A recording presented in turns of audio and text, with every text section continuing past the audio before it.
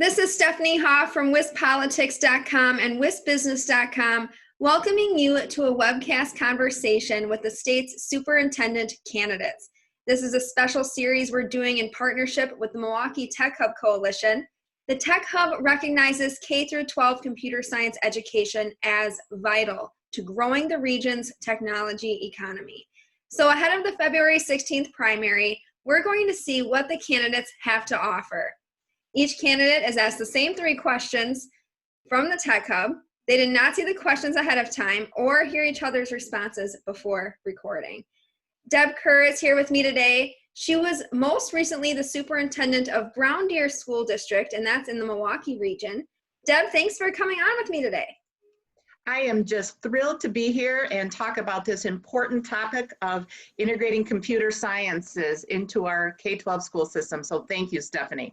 So Deb, every industry is undergoing some kind of digital transformation. So technological literacy is really a gateway to upward mobility. However, technology and computer science standards are not consistently integrated into the expectations for a college and career-ready graduate.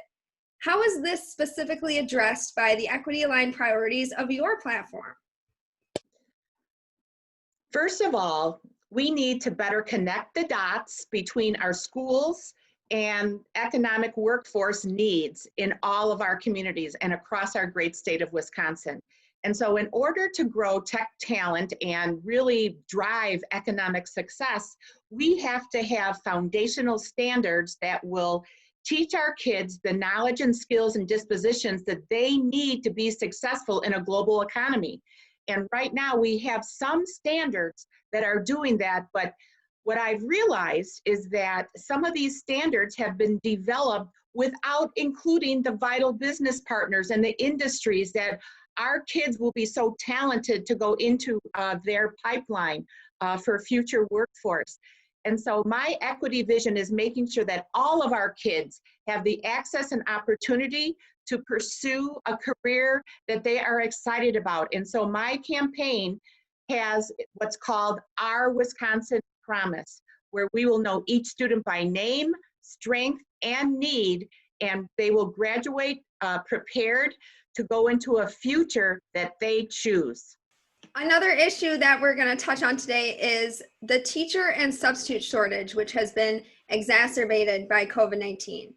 And teachers in Wisconsin are not generally required to demonstrate proficiency in tech and computer science.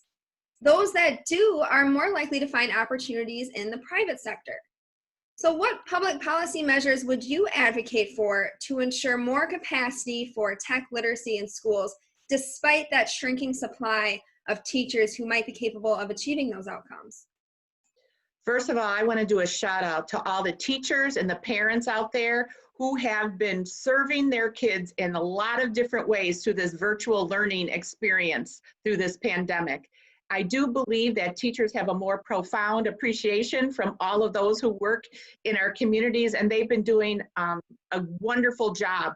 However, we just did what we could do during that time because we didn't have particular teachers that were trained in how to teach in a virtual learning setting or in a hybrid model. And so we've been kind of writing this pandemic playbook as we go along on how do we support quality professional development for our teachers. So one of the ways that we need to think about in terms of putting more teachers into the pipeline is growing our own programs right within our schools. So we were starting a Grow Your Own program by looking at our paraprofessionals who were excited and doing great jobs in their roles, but for some reason there were barriers that prevented them from pursuing their teacher license. There's new educator rising groups coming up throughout the country, but in a lot of our schools in Wisconsin. And so I would help promote those educator rising groups where we recruit diverse teachers right from our own student body. So about 52% of public high schools in Wisconsin offer a computer science course, but there are still many barriers to offering those to purposely include girls and students of color. Can you give us 2 to 3 of the largest barriers you see, and how will you and your team address those if elected? Well, first of all of our kids need to see people who look like them. So what I do know is that 93% of the workforce in IT are males. We've got to change that. And so it's about promoting girls in tech, girls in computer science, girls in engineering, so that our kids can be inspired to go into those careers. And so I look at other leaders across our great state of Wisconsin, such as Anne Franz, the executive director of the Northeast Wisconsin Manufacturing Alliance, which she is working closely in the Green Bay schools to elevate not only workforce development, but programs that get our kids exposed to all the careers that are afforded to them. I also look at some wonderful leaders like in the Milwaukee Tech Hub who are being innovative and trying to bring people into this pipeline no matter where they start. I also think of Adonica Randall. She is one of the few African-American women in tech and running the company Abaxon.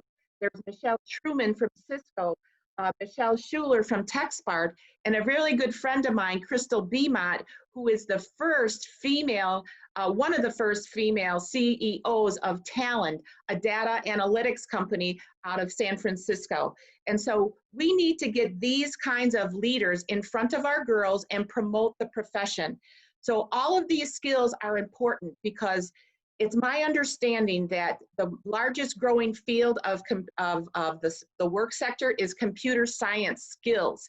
And so through those skills touch every other sector. So our kids need to be not only exposed, but they have to master those computer skills to get into these technology jobs. Well, that's great. Deb, I want to thank you so much for coming on to share your thoughts with us today and wish you the best of luck in the primary.